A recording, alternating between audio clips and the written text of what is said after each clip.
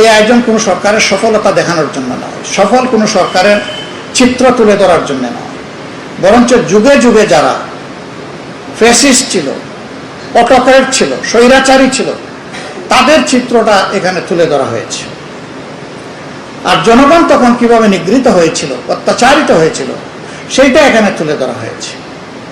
এত কিছুর পরে আমাদের প্রত্যাশা কি, জাতির প্রত্যাশা কি, শহীদদের প্রত্যাশা কি, শহীদ পরিবারের প্রত্যাশা কি, এগুলা তুলে ধরার জন্য মূলত আমাদের এই আয়োজন। কেউ কেউ প্রশ্ন তুলেছেন এখানে শেখ মুজিবের 7 মার্চের ভাষণ আছে, জিয়াউর রহমান সাহেবের 26 মার্চের স্বাধীনতার ঘোষণা নেই কেন? উনি তো অটোক্র্যাট শাসক ছিলেন না, তো ওনারটা এই জন্যই তো আমরা আনি।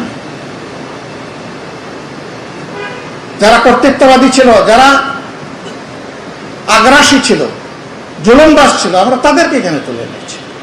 এখানে দেখবেন আইয়ুব খান, ইয়া খান সবাই আছে, কিন্তু কেউ বাদ পড়ে নেই। ইতিহাসের ধারাবাহিকতা তুলে আনা হয়েছে। আবার বেগম জিয়া যে মুক্তি পেয়েছেন ন্যায্যতার ভিত্তিতে, সেটাও এখানে আমাদের ডকুমেন্টারিতে তুলে আনা হয়েছে।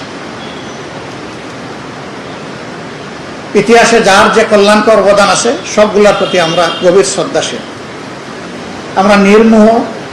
এই ব্যাপারে আমরা অবশ্যই বাস্তববাদী। আমাদের বার্তা হচ্ছে, যেহেতু জুলাইয়ের আকাঙ্ক্ষা পূরণ হয়নি, কাজেই জুলাই শেষ হয়নি।